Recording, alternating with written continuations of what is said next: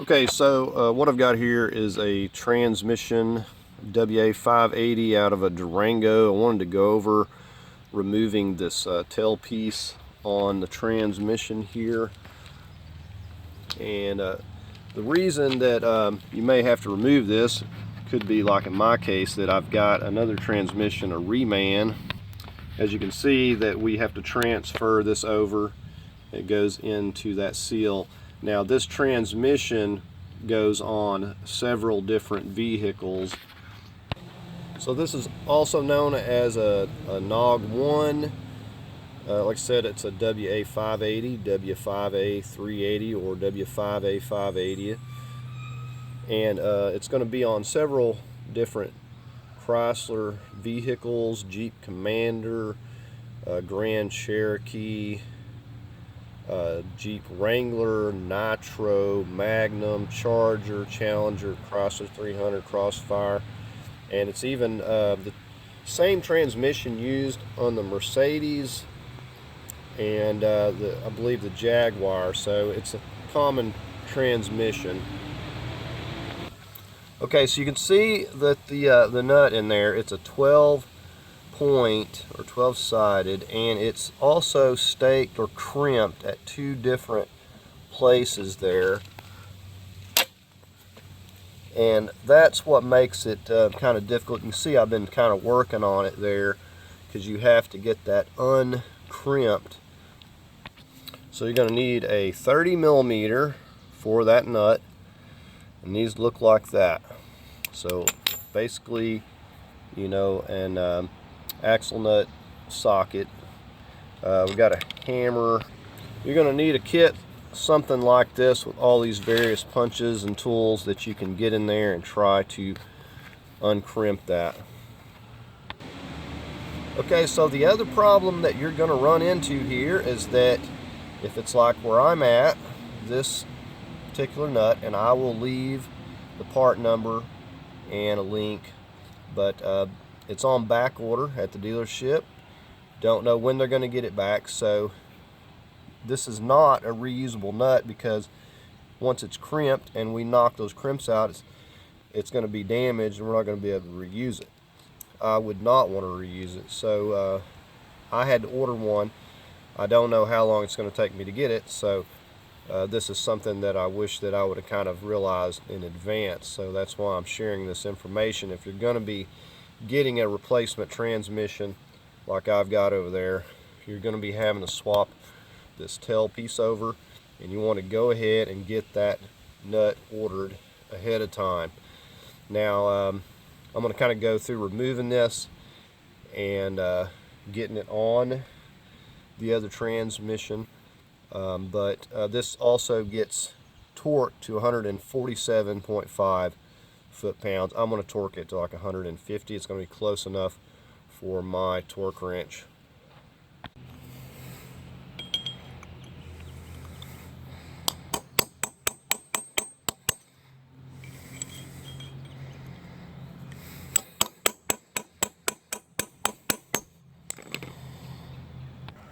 Okay, another thing on removal, I'm using my biggest impact.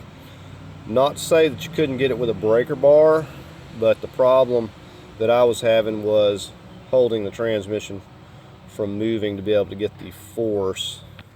So this thing will pretty much just zip it right off of here. So I've got it loose already. Let's see what this thing looks like.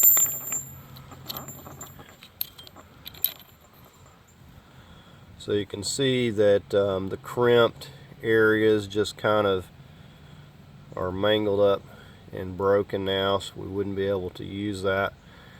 This is some pretty hard material too. It seemed like it broke the end off of my punch. And obviously you have to move this lever into gear so it's not turning while you're trying to remove it. Okay, with that it'll just pull straight off of here.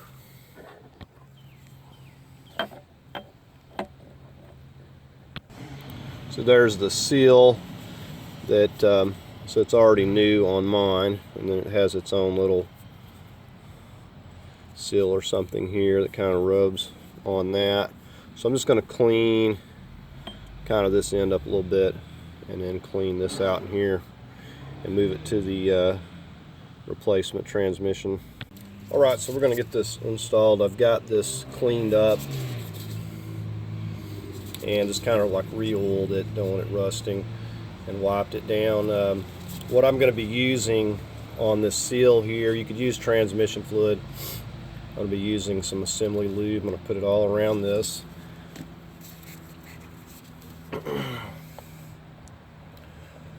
I just like to get it on there really good.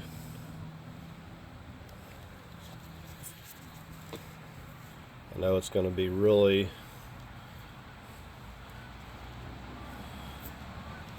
okay, so we're just going to go ahead and get it in place.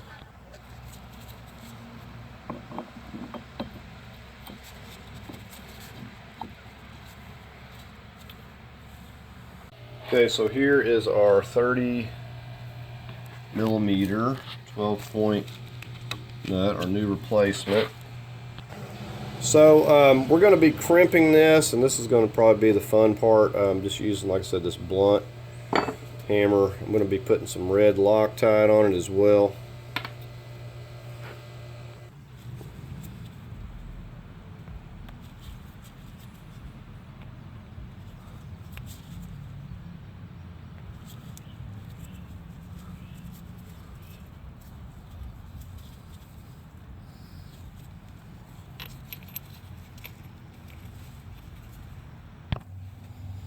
Okay, so we got this for support.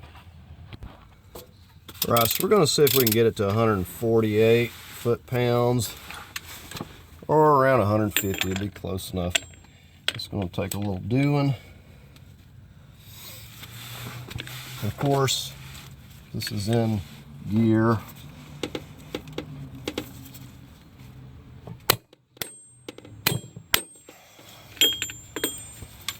Okay.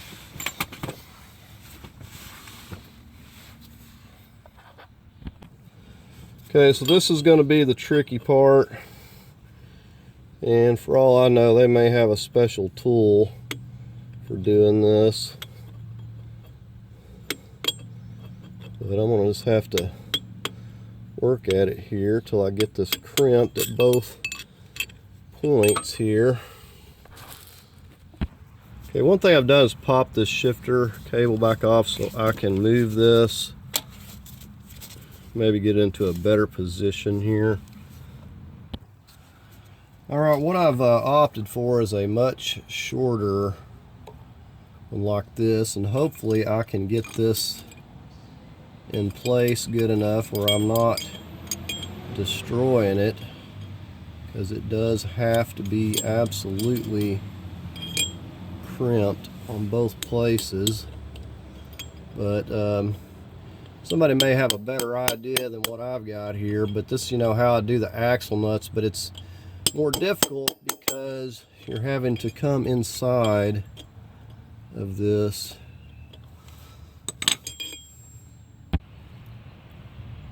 Okay, so there we have it crimped over using that method that I just showed you, and it doesn't look perfect, but it is crimped. Alright, so that's going to do it on this video, replacing this tailpiece and dealing with this flange and this axle nut, and I hope you found it helpful. If you did, give it a thumbs up. Thanks for watching.